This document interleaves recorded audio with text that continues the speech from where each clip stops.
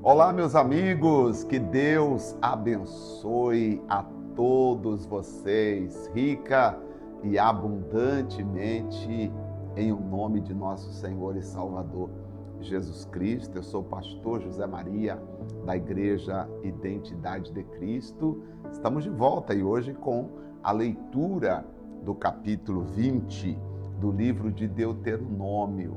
Eu peço desculpas porque ontem eu não consegui fazer o upload do vídeo. Então, ontem acabamos pulando um dia de leitura. Mas hoje estamos aqui de volta. Acredito que foi um tempo para você meditar. Acredito que você tenha lido o capítulo 20, mesmo o pastor José Maria não estando presente, fazendo a leitura. Ou, quem sabe, você ouviu a leitura do capítulo anterior novamente. É importante ouvir, tornar a ouvir novamente e assistir os vídeos não apenas para marcar presença. Eu não quero a presença apenas de vocês aqui. Eu quero um trabalho sendo realizado por fé, por entendimento, por crescimento, por desejo verdadeiramente de estar aqui conosco, crescendo espiritualmente e recebendo a comunhão de Deus, que é o mais importante. Capítulo 20 de Deuteronômio vai nos falar sobre as leis das guerras. Vocês sabiam, gente, que desde os tempos de Moisés havia guerra? Verdade. Hoje, o que nós estamos vendo é uma intensificação das guerras, ou ainda podemos dizer, uma manipulação das guerras, né? Ou, se você preferir, ainda podemos entender que o que há hoje é um desejo humano, a maldade do ser humano, a cobiça, a ganância do ser humano em relação a isso. Mas, desde os tempos bíblicos, sempre existiu. Claro que, ao intensificar das guerras, Jesus disse que seria um dos sinais dos finais dos tempos.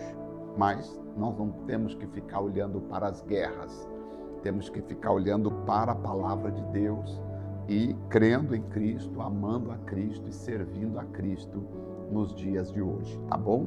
Então vamos ler, são 20 versículos e nós vamos aprender aqui sobre a lei das guerras. Inclusive, no direito, existe a lei da guerra. Você sabia que a guerra acontece dentro de uma base, existe uma lei para que se faça a guerra. Eu não sabia disso e quando eu fiz a faculdade de Direito, eu fiquei impressionado de saber que existe uma lei que rege as guerras. E aqui o Senhor Deus vai falar conosco, dizendo assim: quando saíres a peleja contra os teus inimigos, e vires cavalos e carros, e povo maior em número do que tu, deles não terás temor, pois o Senhor teu Deus, que te tirou da terra do Egito, está contigo. Então, não tenha medo de lutar, porque Deus é contigo. Não falando de pessoas, mas você sabe que os filhos de Israel, ou até hoje, vamos dizer assim, Israel, eles carregam essas palavras no coração muito forte. Eles não têm medo, eles não têm receio. Eles acreditam que Deus é com eles e eles realmente lutam.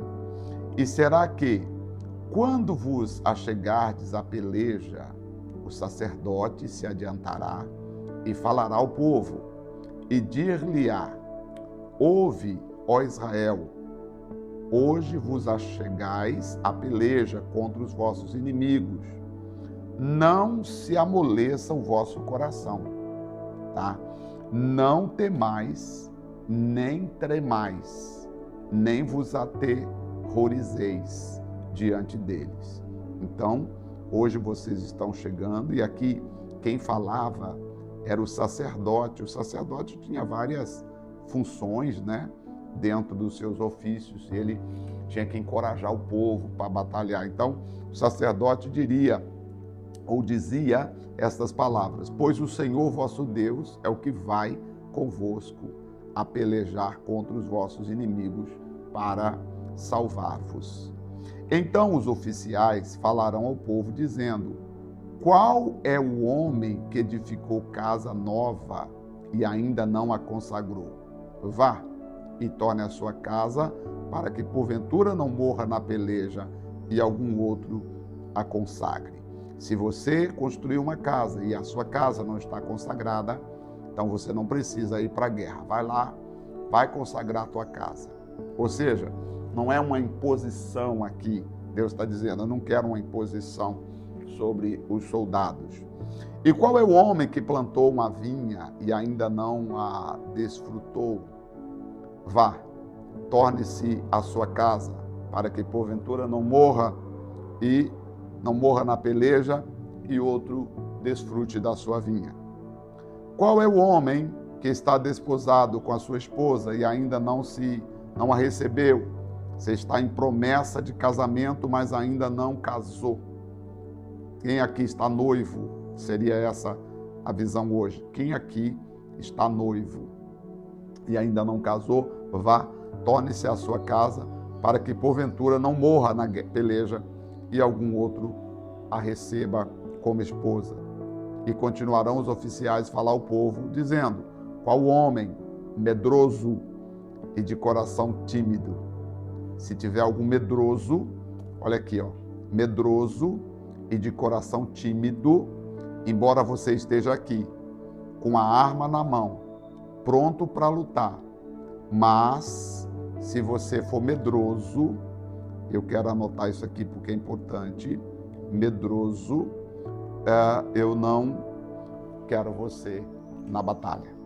Às vezes a pessoa está preparada, mas ela tem um medo. Quantas pessoas eu falo agora, ela quer fazer um negócio, ela tem dinheiro, ela tem um ponto e ela sabe onde comprar a mercadoria, mas ela tem medo.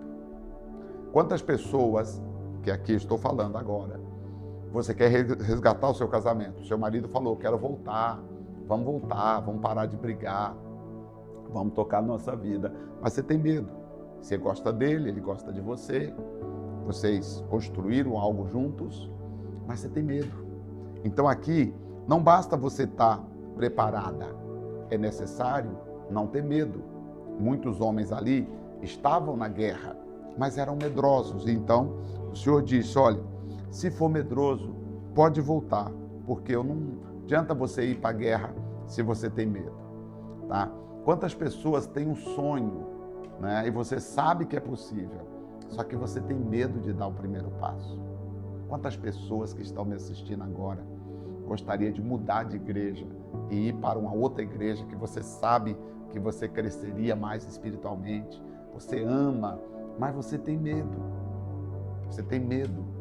E o medo é o que vai acabar prejudicando a sua vida. E será que quando os oficiais acabarem de falar ao povo, então designarão os capitães do exército para a dianteira do povo. E quando te achegares a alguma cidade para combatê-la, apregou-lhe a paz. Primeiro, vocês chegam lá e anunciam a paz. Gente, querem fazer paz? Querem resolver o problema? Querem resolver o conflito? E será que, se te responderem em paz e te abrir as portas, todo o povo que se achar nela te será tributário e te servirá. Porém, se ela não fizer paz contigo, mas antes te fizer guerra, então sitiarás. Você rodeia a cidade. Se ela fizer guerra contigo, não quis paz, então você vai e rodeia a cidade, cerque a cidade. E o Senhor teu Deus a dará na tua mão, e todo o povo que houver nela passarás ao fio da espada. Porém, as mulheres e as crianças e os animais e tudo o que houver na cidade, todo o seu despojo, todos os objetos que ficaram, tomarás para ti, e comerás o despojo dos teus inimigos, que deu o Senhor teu Deus. Ou seja, você entrou, você destruiu ao fio da espada os seus oponentes. Agora, o que eles possuíam fica para você. Toda a riqueza deles, os soldados poderiam pegar. Os filhos de Israel poderiam tomar posse daquilo. Assim farás a todas as cidades que estiverem muito longe de ti, que não forem das cidades destas nações. Porém, das cidades destas nações, que o Senhor teu Deus te dá em herança, nenhuma coisa que tem fôlego deixarás com vida. Antes, destruí-las-ás totalmente aos heteus, aos amoreus, aos cananeus, e os perezeus, e os heveus, e os jebuseus, como te ordenou o Senhor teu Deus, para que não vos ensinem a fazer conforme todas as abominações que fizeram aos seus deuses e pecastes contra o Senhor vosso Deus.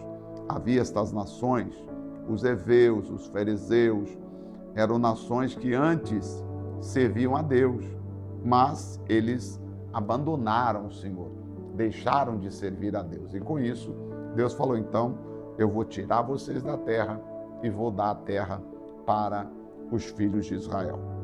Quando sitiares uma cidade por muitos dias, pelejando contra ela para a tomar, não destruirás o seu alvoredo, colocando nele o machado, porque dele comerás, pois que não o cortarás, pois o alvoredo do campo é mantimento para o homem, para empregar no cerco. Então, vocês estão lá no campo, lutando para guerrear contra uma cidade.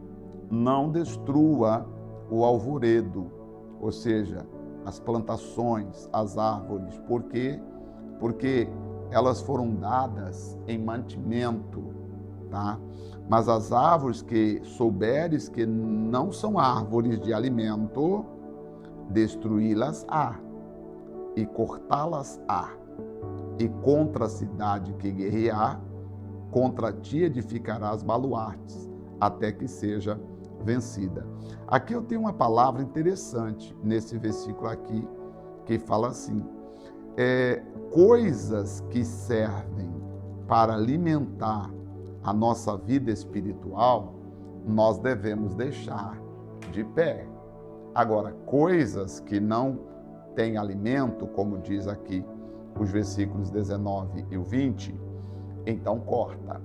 Como o Senhor disse, as árvores que forem boas para mantimento, aí vocês, não corte. Agora, se tiver alguma árvore que não produz mantimento, aí vocês devem cortar, porque vai deixar viver para quê, se ela não produz mantimento? Não é verdade? Então, daí eu penso que existem coisas nas nossas vidas que nós devemos eliminar. Hábitos, palavras, gestos, muitas coisas que nós devemos tirar da nossa vida. Sabe por quê? Porque às vezes aquilo já não edifica mais, já não traz mais nada positivo para nós.